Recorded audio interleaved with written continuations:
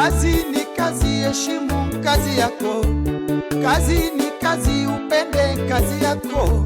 Kazi ni kazi, usidharau ya mwenzio. Kazi ni kazi, sichague lolote. Ninasema ni kazi bora chakula. Ninasema ni kazi bora mapato. Waliolinda kazi wamenawiri maisha. Waliopenda kazi wanakula matunda kazi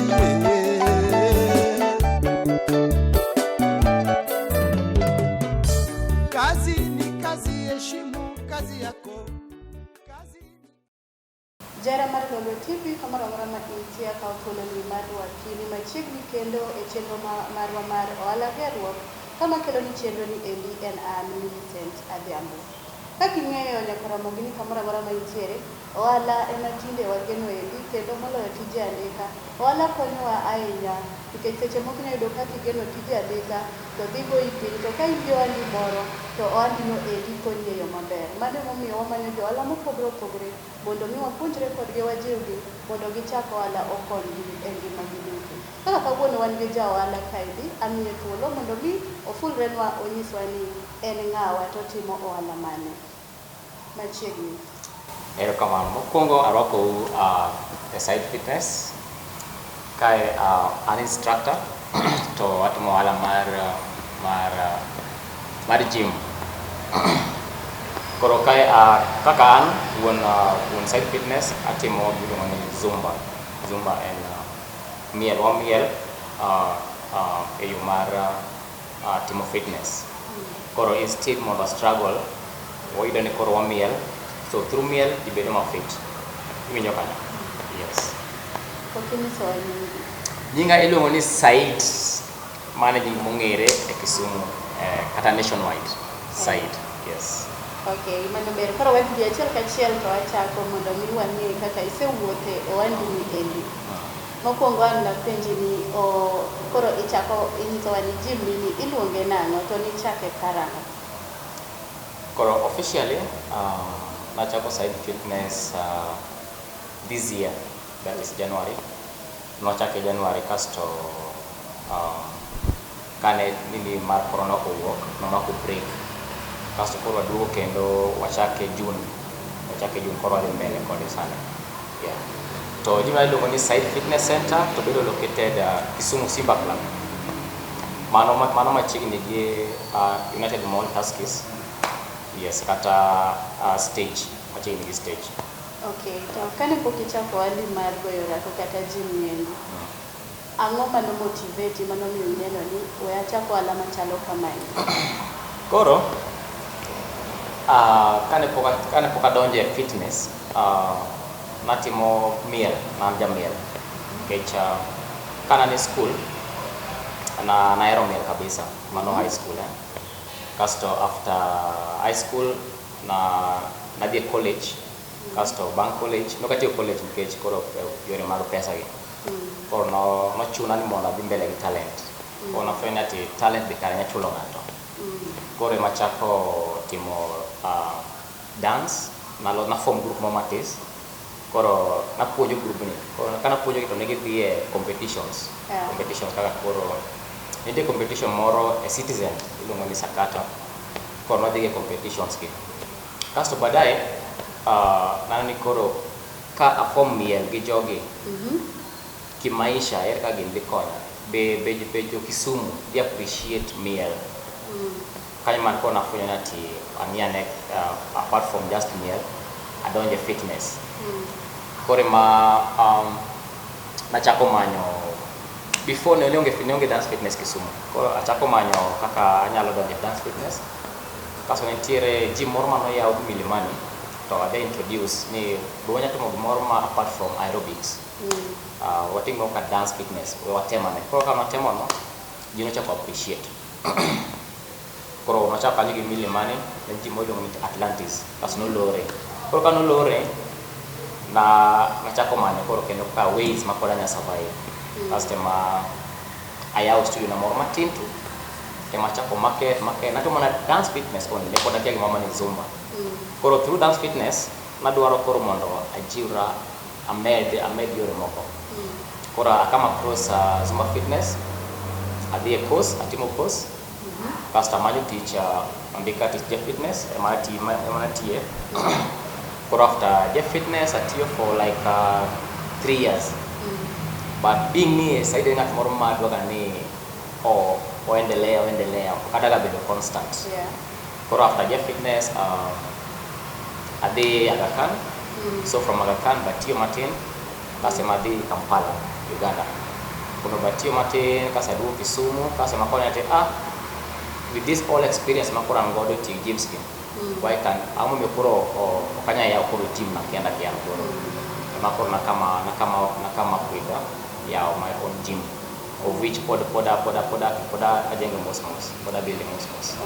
Yes koro mondo ni ja ya gym ni dikata dora ko ni mo chalo kaka koro chalo kaka wanene nitiyo gi pesa di estimate nyalo estimate mondo mi koro bed kama ji nyalo bire timo exercise kata goyo rako maber nitiyo gi pesa di kama. Yes mondo ya gym ni manyeo nyaka few ways in and around kage oka around 800,000 yes and lakini poda na made with moko mondo be abera koro full gym ok sauna ye kila kitu bede ye. Koro 800,000 ni nen savings magi kosoni ka loan kosoni ibede partnership kod ngato angi one company mo ni Inablast Consultant. So Inablast Consultant what organizations agidwaro team building agidwaro anything to do with outdoors activities what monegi kaso through this the pesa magimiwagi lokite savings koro savings mano save kaso makoro nene mono koro ayabo de gym koro koro nen savings magi nen savings yes. Okay owandi ni endi oketo joma mine joma chuo koso nyaka nyithindo yawe ne ji duto oketo joma wala ne oyaw ne ji duto nikech wan gi program mopogore wan gi program mar joma dongo ka joma dongo mano both mine gi joma chuo then nyithindo wan gi program margi wapuonjo gi dance fitness kaka ballet taekwondo moko kamano koro mana ena gimoro ma omako gite nyithindo gi joma dongo in general. Okay, so ni bedo ya tiego ji e goyo rako nade ni some school koso en talent koso en passion mari en passion kaka na misimo pongo kana na high school na Aeromel to koro kana Aeromel tingeni ko cha dier ngeni miel gi moko kinya survive wole Kisumu kae ikori nenda kanya te ana miel adani kumia pesa ngecha miel koro nyaka ti Maria koro from miel ni rek da convince jogi mondo ginene ati mai gimitio mai talent mai passion time in a way mabe dhi konyo jomoko koro na time in a way out of passion koro out of passion koro okira nyaka fitness koro na timo nyaka kana fanya fitness dance fitness koro na dhi timo ngona finding more information koro na timo course online kama hizo koro kana timo research no ema koro jiwa makoro atibo kumatere sana tese vingo bank tolo mara manade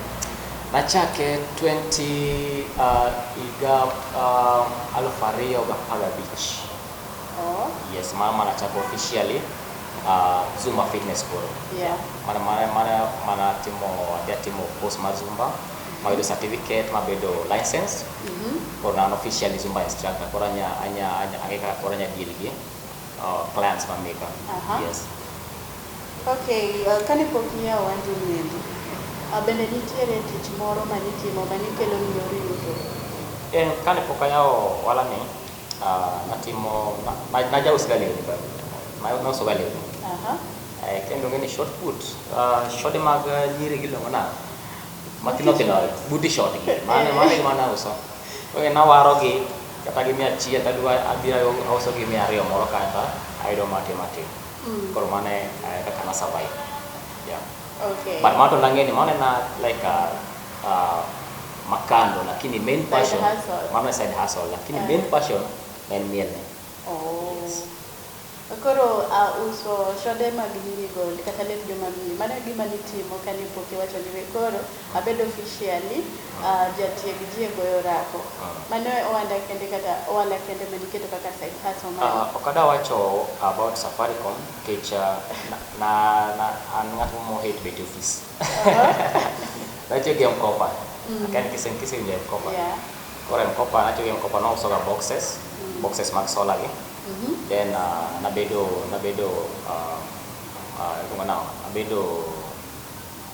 nochwala kamano kendo koro noketa office nomiya promotion koro noketa office kono an kaka sales manager. Lakini seche moko penyi bet the whole day lakini pacho mani mai mondo natim adier. Of course negichulo pesa maber lakini chunye mani moken koro kanyo naquit mowacho ni mano ken. Sawa. Okay, janeno mar Lolwe TV. Gitulo ni endi an wakao break matin, wamodhe pi matin, kasto wadhi duogo e chalono. Mar ariyo, mondo wamed ng'eyo mathoth kaka wendo ma wan go ni endi oseringo e wuodhe mar ohande mar goyo orako ni endi. Kazi ni kazi, heshimu kazi yako. Kazi ni kazi, upende kazi yako. Kazi ni kazi, usidharau ya mwenzio. Kazi ni kazi, sichague lolote. Ninasema ni kazi bora chakula. Ninasema ni kazi bora mapato. Waliolinda kazi wamenawiri maisha. Waliopenda kazi wanakula matunda kazi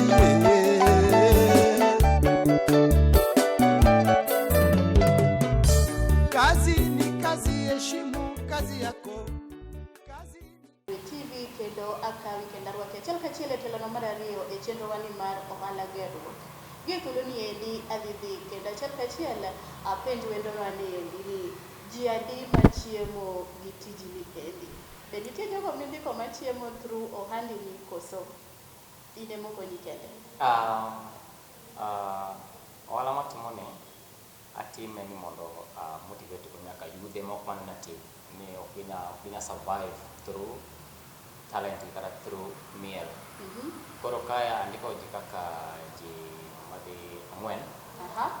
Koro gite gin gi different gima gitimo e gym ka. Nitie joma timo aerobics, nitie joma timo gima iluongo ni afro kumite, nitie joma koro nie part mar gym weightlifting kasto koro anyagi cleaners kae. Koro ohanda ni be konyo jomoko yo matin amotivate gi mondo gimbe gi appreciate talent gi magin godo no. Koro akawe kaka gima timo ne group mar joma nigi talent. Yes. Koro apart from joma nigi talent, nitie jogo ma onge gino kata onge rieko moro amora ma gin godo e wi weche mag goyo orako. Be nitie ji aila go mindiko kae ma bende chiemo gi Side Fitness Center? Joma onge gi idea moro amora mar orako? Sani joma ngodo gina joma nigi idea mar orako. Lakini clients mabiro kae mago gin mana joma puonjo nyiso gi ways mag orako gi. Koro for example, cleaners mindiko ka bende nigi ideas mag goyo orako? Cleaners mandiko kae gin gionge idea. Kama koro an gi cleaners, an gi receptionist. Koro gin to gionge ideas. Lakini at least wamiyo gi information matin ma ka ng'ato penjo gi penjo kapo ni en instructor onge to ginyalo duoko. But gionge idea ma koro ginyalekeza clients. Mana kamano nikech nyalo mana ng'eyo ni be nitie jogo ma bende imbe ikonyo ma ichulo ma konyore through Side Fitness Center.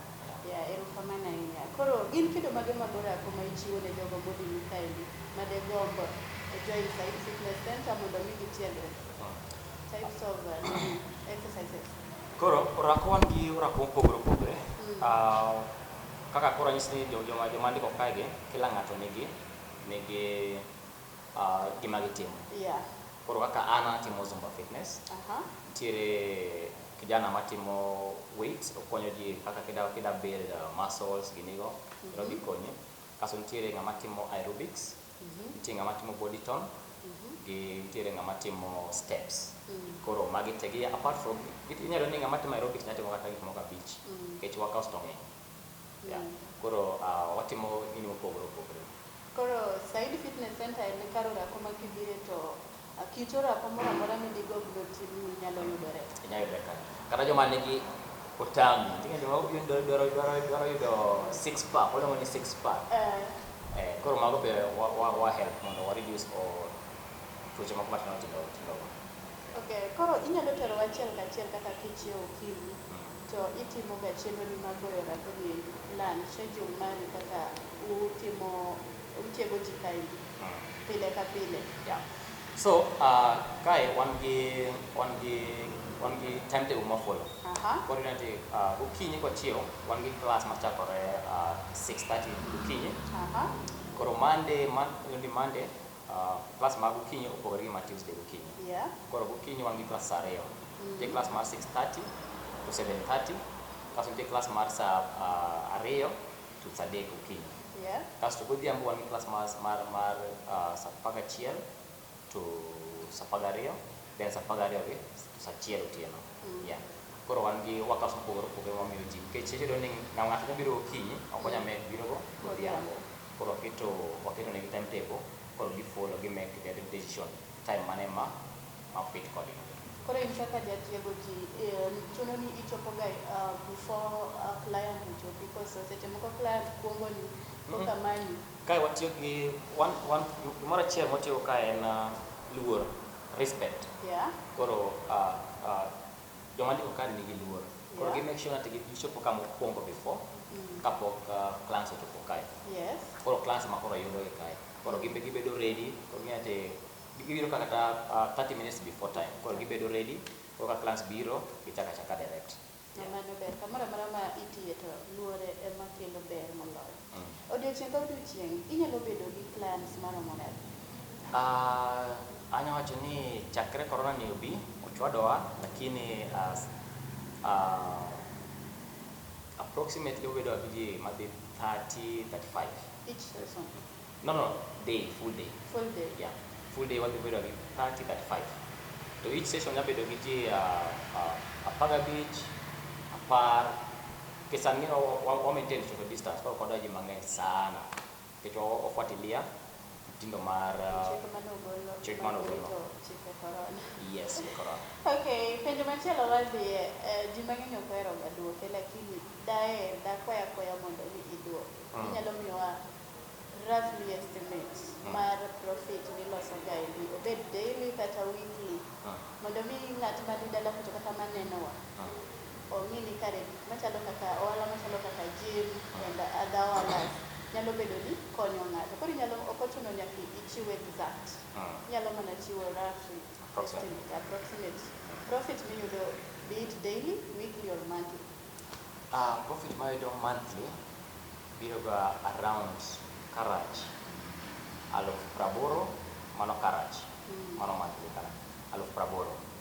But kwa dhi ka piny ber wanya kata mali nyaka 200,000. Ka piny ber, kaka for example kane pok corona ohit. Kare ohala ni en ohala maber. Okay, bende ng'ato nyalo yawo kar orako kaka mari niendi kotiyo koda gige chuma kaka gige jua kali. Awach ni pok iyudo ot minyalo rent. Koro idhi loso kata gik moko kaka kite moko iloso gi simiti. Chumbe idhi kawo magi endi, kawo mana chuma moro manyien iloso kendi ma nigi weight maber. Bende ng'ato nyalo chako ohala ainani ka otiyo gi gik machalo kamago. Gima nawacho ni passion en gimoro ma very important. Koro ka en passion to pod ionge pesa mar nyiewo chumbegi, nyamanyo kata kari moro kata mana compound kamoro mana matis. Tiloso gi lwedo kamae, tisiepe gi moko ni bana achao kamoro ka bi ukonya, bi promoter. Mine is just a start. To mos go build yourself. Mana ki believe ni en gima ditiyo.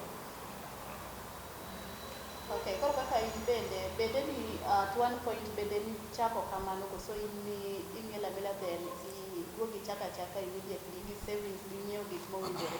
Nachako gi employment. Mabedo na employed. Koro through my salary mana yudo ga na save kani singo tani an company ko ni na plus. Yeah. Koro through my salary mana yudo ga na save ge kech nan in mind ni ada chako gym na in future. Yeah. Koro na save ga with one motivation mar chako gym. Koro na chako through savings. Okay. Yes. So kani chire ngat ma gombo yao karbo yora kata gym mare kata dwaro bedo instructor to ringo biro iri bende inyalo miye tiegruok kata puonje ma oya iri ka en gi idea so puonjre ni miye certificate obiro yawo kare koso in onyalo biro to ibet gi ichlit ni nani ka ng'ase puonjo to dhi loya odhi kawo customers na moko biro bende inyalo puonjo ng'ato kobiro iri. Asetimo mano mang'eny. Asepuonjo, asemotivate mang'eny. Yeah. Ma kinyo Kisumu nitiere joma timo wuoyi kata nyiri matimo fitness sani. Yeah. But through Said. Kech once giseng'e ni Said ni osenere odhir mondo mi watelo ariyo. Yeah. An ga free, an geno ga gimoni chuki akenda ng'ang'a. Kech watimo gik ma different. Anya puonji, anyisi ni tim kama kono ne timo. Koro imbe koro chwalri ki but ahero ga mar kelo ga ji malo. Kech the moment ma kelo ji malo Doma timi imbe ko kati di malo ya. Mano tim maber e ohala kani nikech iyudo ka ohala mang'eny jawinjo na ng'ato kodhire ni ng'ani wandi nyalo ka timo maber bende nyalo miya idea mondo an bende achake machalo gima to jomoko bro badre ne jowetegi but ayudo ka in ja ohala maber. Koro kwadhi nyime kaendi gin ber mage ma ohandi ni endi osemiyi nyaka ne chakre kata nyaka ne chakre. Ber mo osemiya benefits.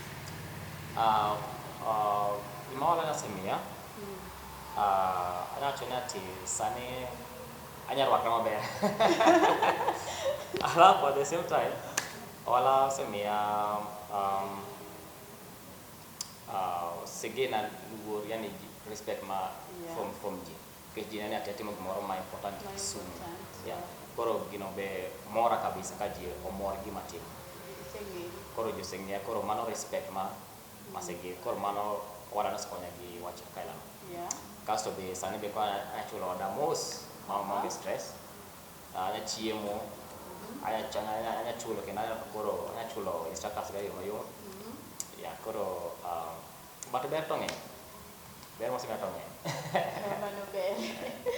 Koro kaka ing'eni gimoro amora ma nigi ber bende ok kos ga bedo gi kasoro moro amora. In midhierni mage kata achiedh nade mage ma isekale nyaka niya ohala ni endi kopogore gi corona kane pok odonjo generally nyaka niyawe gin challenges mage ma iseface. Challenges ma aseface en kaka koro samoro idwani clients gi joma moko nya biro to gilal. Koido ka seche moro sama gilal no idong kanyo gi instructor idwani chul pesa onge sechego. Koido kanyo ka stress be chami kanyo. Kasto challenge kendo mwan godo ni pressure from clients. Any class na biro gym to chana tia menua chumbe kae menua nini kama menua sego koro pressure chwadi kali kone. Pesa besane be box sego pesa be pokolo sama pe. Koro and pressure gi actually basically enough pressure ma push. Kasto besi moko kaka koro sana tiere kae ni chulo rent bit mo kaila mau gi nga stress sama core business ni pay. Yeah. Kuom challenges kata achiedh nade mi iyudo nyaka ne tuo mar corona ni donji nikech waneno ka tuo mar corona ni endi osethiro kata duoko chien kata rocho e ji mang'eny. Jomoko bende osewito tije kaluwore kod donjo mar tuo mar corona. In corona ni endi osekelo ni mukruok mage e yor tiji ni endi. Osekelo rochruok mage. Oseduoki piny e yo machalo nade? Corona osechwada swaya. Nikech sani ng'eni gimana kaka sina achulo rent kae dong. Yeah. Landlords matindegi ok gidak care. Alafu gini sani koro plans odok piny kabisa. Yeah. Nyawo kata gi landlord ka koro plans onge sani ni duok no rent mano kod ang'eyo. Koro ng'eni nikech sani clans most clans giluoro biro e gym niwach corona. Yeah. Koro ng'eni mano is the biggest challenge so far. Yeah. Koro chuna ni adhi mbele gi marketing. Ito man ng'at achiel obiro mos kamano, lakini corona to todwa e yo mar lalo clans. Yes. Koro ka clans olal to yuto bende dok. Yuto bende dok matin. Pesa bende dok matin. Koro corona ni ka osechwadi nikech awinjo kiwacho wach rent. Bende isebedo kata gi paro moro ni idwa dar ka idhi manyo wach ni kendo ot machielo mabet chudo ne piny, idhi go mbele koso in nitie kaka survive. Gima timore ni Kisumu tek mondo yud space machalo kama. Mabeche ber. Yeah. Tek kabisa. Kisumu walak halls so far. Yeah. Okay, yen puonje mane ma inyalo miyo ja ohala moro amora madwaro chako ohala machal gi mari ni kata moro mopogore. Ng'atno ma degomb chako ohala lakini pod okia kaka ochaki, inyalo advise nang'o? Gima nyalo wacho ni ohala te ok yot, but kiseketo chunyi mar timo gimoro, time challenge mobiro, to one thing ma adaga kang'eyo ni kik give up. Nikech challenge akete piny mwacho nyati tho obedi. Koro kichako ohala oko kanyo, make sure ni en gima ikete chunyi. Kik itime ni nyodu time ni in midware. Koro mano kisekete chunyi, challenges te mano gima kiseng'e ni challenge nitiere, to ibo gima maber.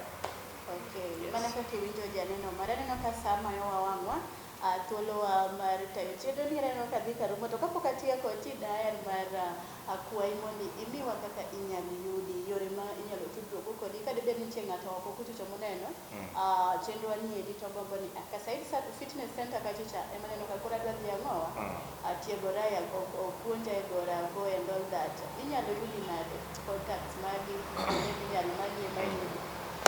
Koro an kidayuda dhie e wang' mbuyu kata Facebook imanya Said Footprints. Information gate gik mwatimo e Said Fitness Center ka nitiere kuno te.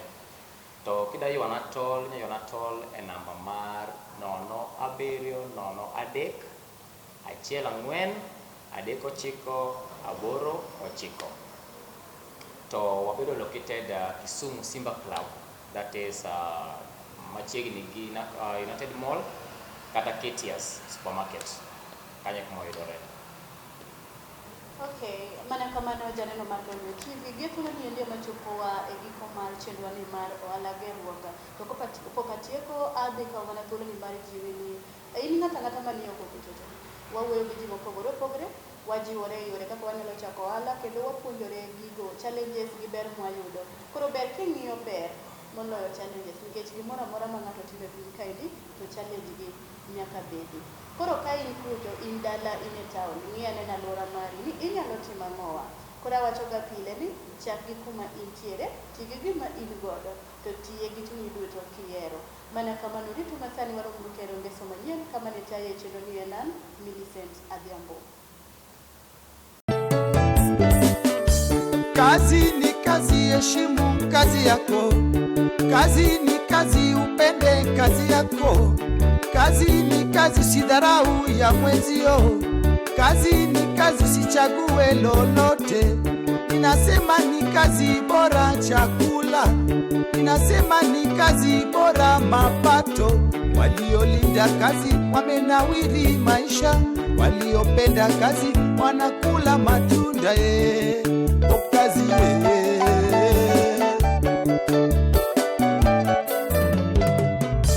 Kazi ni kazi, heshimu kazi yako. En higa manyien mar 2019, chenro mari manyien, gimoro amora wachako manyien. Odiechieng' ma kawuono ni wabiro nyaka e kar od bura